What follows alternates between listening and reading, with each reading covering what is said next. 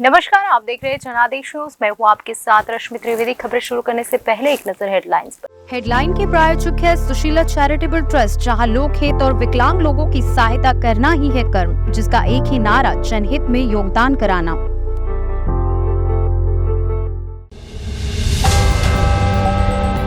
फूलों से सजे बद्री केदार धाम, देश भर के मंदिरों में महालक्ष्मी पूजा की है ऐसी तैयारियां। लेप्चा बॉर्डर भारत के लिए क्यों है खास, जहां आज जवानों के साथ पीएम मोदी ने मनाई दिवाली। उत्तरकाशी में नरमानधीन टनल टूटा, 50 से 60 मजदूर अंदर फंसे। फिलिस्तीन के मुद्दे पर क्या बदला भारत का स्टैंड, यूएन में इजरायली बस्तियों के खिलाफ किया वोट। आज मुहूर्त ट्रेंडिंग में बरसेगा पैसा, नोट कर ले टाइमिंग, कितने बजे खुलेगा बाजार। सलमान की टाइगर 3 को जनता ने बताया ब्लॉकबस्टर, जोया कैटरीना को लेकर बड़ा स्पॉइलर कर दिया लीक। अब खबरें विस्तार से। दिवाली के मौके पर मंदिरों को बेहद खूबसूरती से सजाया गया है। महालक्ष्मी पूजा के दिन खास तैयारियां की गई है। आइए आपको बताते हैं कौन सी जगह कितनी खास तैयारियां हुई है। दिवाली के मौके पर मंदिरों को बेहद खूबसूरती से सजाया गया है। मंदिरों में आरती और विशेष पूजा की जा रही है। अयोध्या में सीएम योगी आदित्यनाथ ने हनुमानगढ़ी में पूजा की। कई साधु संत भी हनुमानगढ़ी में पूजा के दौरान मौजूद रहे। दिल्ली के कैनॉट प्लेस स्थित हनुमान मंदिर में भी दीपावली के मौके पर श्रद्धालुओं का तांता लगा रहा। दिवाली पर उज्जैन के श्री महाकालेश्वर मंदिर में विशेष पूजा कराई गई। महादेव की फुलझड़ियों से आरती उतारी गई। वहीं सोमनाथ मंदिर को भी दिवाली के मौके पर बेहद खूबसूरती से बहुत खूबसूरत तरीके से सजाया गया। सुबह से ही मंदिरों के बाहर श्रद्धालुओं की भीड़ लगी हुई है। उत्तर से लेकर दक्षिण तक दिवाली की रौनक छाई हुई है। तिरुवनंतपुरम के मंदिरों में भी दिवाली के मौके पर श्रद्धालुओं की भीड़ लगी हुई है। वहीं दिवाली के मौके पर हरिद्वार में श्रद्धालु गंगा में आस्था की डुबकी लगा रहे हैं। दीपावली पर्व के लिए भगवान शिव के मंदिर बद्रीनाथ और केदारनाथ धाम को 10 कुंतल से अधिक फूलों से सजाया गया है। गेंदे के फूलों से सजा बद्रीनाथ मंदिर श्रद्धालुओं को खास आकर्षित कर रहा है। बद्रीनाथ धाम को हर साल धनतेरस और दीपावली के पर्व पर भव्य रूप से सजाया जाता है। धनतेरस और दीपावली पर धाम में माता लक्ष्मी, भगवान विष्णु, कुबेर भगवान की विशेष पूजा अर्चना की जाती है। दीपावली पर बड़ी संख्या में लोग दर्शनों के लिए पहुंचते हैं। श्रद्धालु दीप जलाकर दीपावली पर्व मनाते हैं। मौसम ने भी मंदिर की सजावट में और 4 चांद लगा दिए हैं। मौसम का मिजाज बदलने से बर्फबारी और हल्की बारिश भी हुई है। बद्रीनाथ और केदारनाथ धाम में सर्दी बढ़ गई है, लेकिन सफेद बर्फ के बीच गेंदे के फूलों से सजा भगवान शिव का ये दोनों मंदिर बेहद खूबसूरत लग रहे हैं। बर्फबारी के बीच भी श्रद्धालुओं का उत्साह कम नहीं हो रहा है। बद्रीनाथ और केदारनाथ धाम में बर्फबारी का सिलसिला जारी है।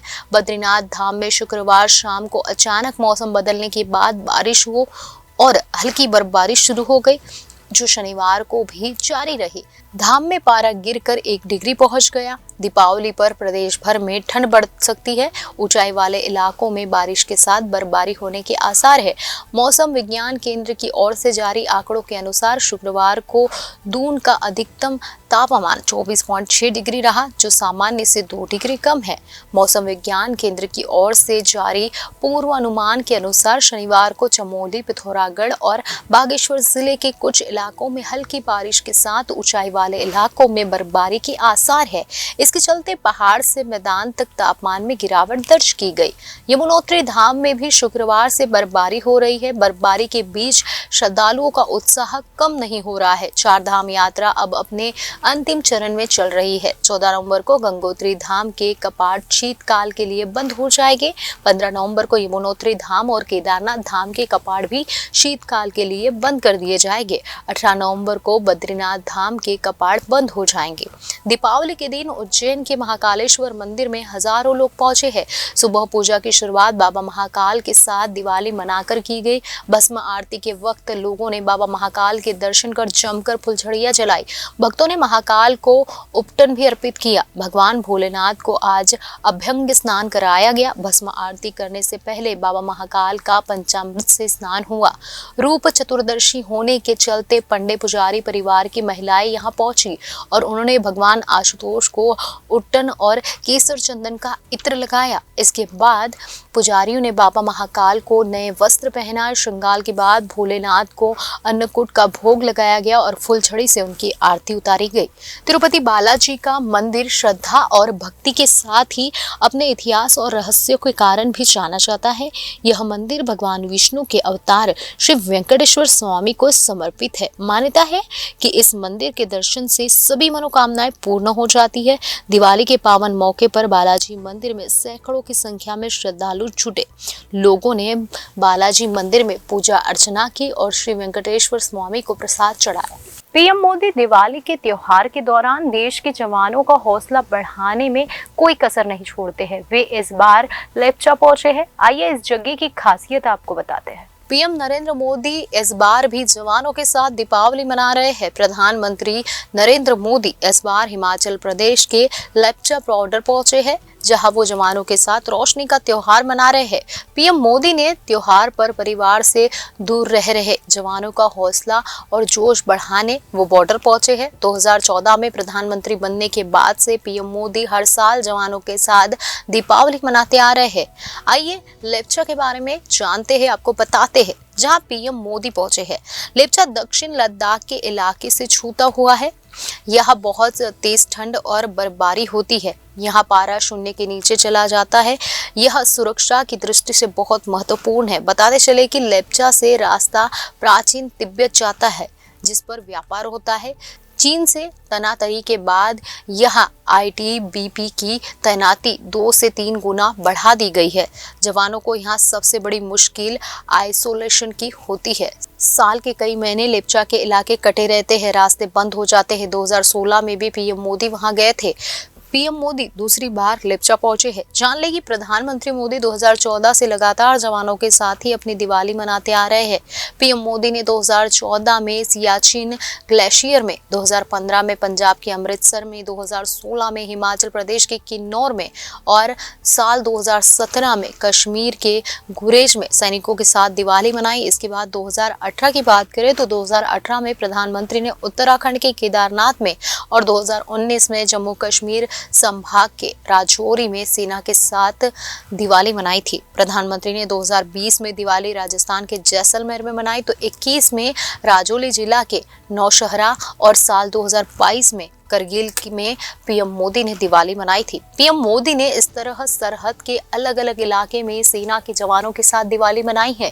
इस बार वो अपने जवानों के साथ दिवाली मनाने की अपनी परंपरा को बरकरार रखते हुए लेप्चा पहुंचे, जहां पर उन्होंने सैनिकों के साथ दिवाली मनाई। पीएम मोदी ने सैनिकों के साथ दिवाली के फोटो खुद सोशल मीडिया पर शेयर की है। उत्तरकाशी में रेस्क्यू ऑपरेशन जारी है। मजदूरों को टनल से निकालने की हर मुमकिन कोशिश की जा रही है। मजदूरों तक ऑक्सीजन का सिलेंडर भी पहुंचाया गया है। उत्तराखंड में उत्तरकाशी से बुरी खबर है। दरअसल यहाँ एक निर्माणाधीन टनल टूट गया है। यह हादसा होने की वजह से टनल में 50 से 60 मजदूर फंस गए हैं। उनकी जान मुसीबत में पड़ी हुई है।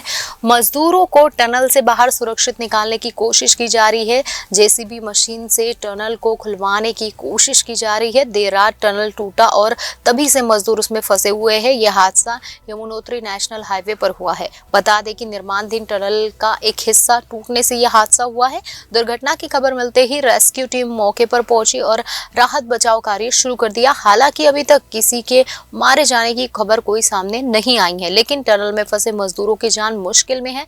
उनकी जान बचाने की हर कोशिश की जा रही है। वहीं उत्तराखंड सरकार और प्रशासन की टीमों की तरफ से उत्तरकाशी में रेस्क्यू ऑपरेशन चलाया जा रहा है। मजदूरों को सांस लेने में कोई परेशानी ना हो, इसके लिए उन्हें ऑक्सीजन का सिलेंडर भी उपलब्ध कराया गया है। अभी तक की खबर के अनुसार सभी मजदूर सुरक्षित है। बता दें कि आज से 6 दिन पहले यानी 6 नवंबर को भी उत्तराखंड में एक और हादसा हो गया था। Rishikesh Karnaprayag railway line project के एक टनल में आग लग गई थी। उस वक्त साइट पर 40 लोग काम कर रहे थे। Chief project manager Ajit Singh Yadav ने बताया था कि टनल नंबर 15 में ये घटना हुई थी। गनीमत रही कि आग लगते ही सभी लोगों को टनल से तुरंत निकाल दिया गया और हादसा होने से बच गया। आग की चपेट में आने से सभी सुरक्षित बच गए। संयुक्त राष्ट्र में भारत ने फिलिस्तीन के समर्थन में वोट किया है। क्या भारत ने इजराइल फिलिस्तीन के मुद्दे पर अपना स्टैंड बदल लिया है? आइए ये पूरा मामला आपको समझाते हैं। जब से जंग शुरू हुई है, इजराइल और हमास के मुद्दों पर भारत ने किसी एक के पक्ष में खुले तौर पर खड़े होने से परहेज किया है। वैसे तो भारत ने हमेशा शांति की बात की है, पर आतंक के इस हर कदम की निंदा भी की है।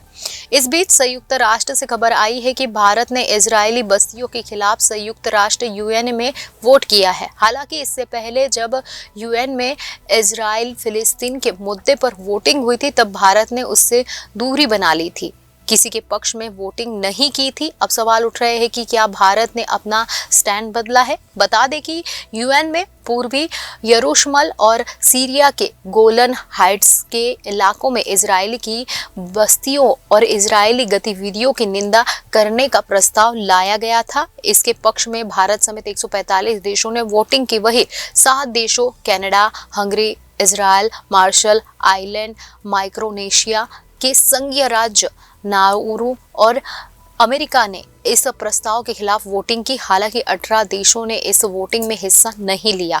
इसको लेकर तृणमूल कांग्रेस सांसद साकेत गोखले ने खुशी जताई है। गोखले ने ट्वीट कर लिखा है कि बहुत खुशी हुई कि भारत ने प्रस्ताव के पक्ष में मतदान किया।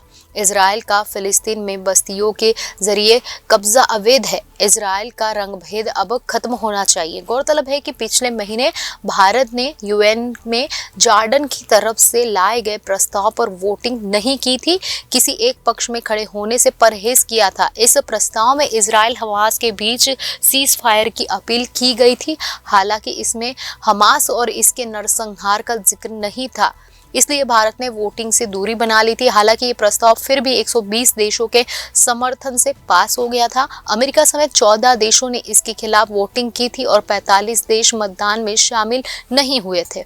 शेयर मार्केट में दिवाली के त्योहार पर हर साल मुहूर्त ट्रेंडिंग होता है। मुहूर्त ट्रेंडिंग सेशन एक उत्सव की तरह मनाया जाता है। यह 1 घंटे का स्पेशल सेशन होता है। इसमें कोई भी कारोबार कर सकता है। शेयर मार्केट में जो लोग पैसा लगाते हैं वह जानते ही होंगे कि मुहूर्त ट्रेंडिंग क्या होती है। शेयर मार्केट में दिवाली के त्योहार पर हर साल मुहूर्त ट्रेंडिंग होती है। मुहूर्त ट्रेंडिंग सेशन एक उत्सव की तरह होता है। यह 1 घंटे का स्पेशल सेशन होता है। इसमें कोई भी कारोबार कर सकता है। वैसे तो दिवाली के दिन शेयर मार्केट बंद रहता है, लेकिन शुभ मुहूर्त होने की वजह से सिर्फ 1 घंटे के लिए बाजार ओपन होता है। ऐसा माना जाता है कि दिवाली के शुभ दिन से कई निवेशक अपने निवेश की बाजार में शुरुआत करते हैं। इसके अलावा मार्केट में पहले से मौजूदा निवेशक भी अच्छे मौके पर खरीदारी करते हैं। एक रिपोर्ट के मुताबिक 12 नवंबर को शाम को 6 बजे से लेकर 7:15 तक चलेगी।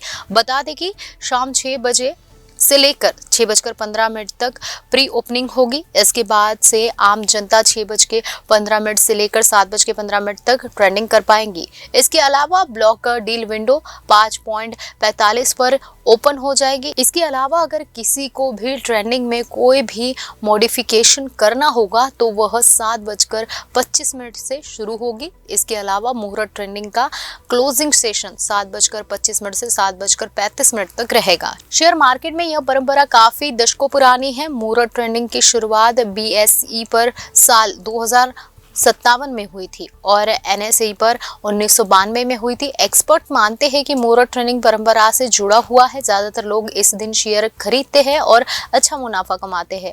अगर पिछले 10 सालों का आंकड़ा देखेंगे तो मुहूर्त ट्रेडिंग पर किए गए निवेश पर लोगों को अच्छा फायदा मिला है। दिवाली पर मुहूर्त ट्रेडिंग के सेशन ने निवेशकों को 8 बार फायदा कराया है। वही 2 बार सेंसेक्स और निफ्टी लाल निशान में क्लोज हुए हैं। सलमान खान की मूवी टाइगर 3 को देखने के बाद सोशल मीडिया पर फैंस अपना रिएक्शन दे रहे हैं। कोई सिनेमा घर में बाहर ढोल नगाड़े लेकर पहुंच गया है तो कोई डांस कर रहा है तो कोई सलमान खान के पोस्टर को केक खिलाते दिख रहा है। सभी इस मूवी को ब्लॉकबस्टर बता रहे हैं। सलमान खान की फिल्म टाइगर 3 देश भर में 12 नवंबर को रिलीज हो गई है। इसको लेकर लंबे समय से फैंस एक्साइटेड थे।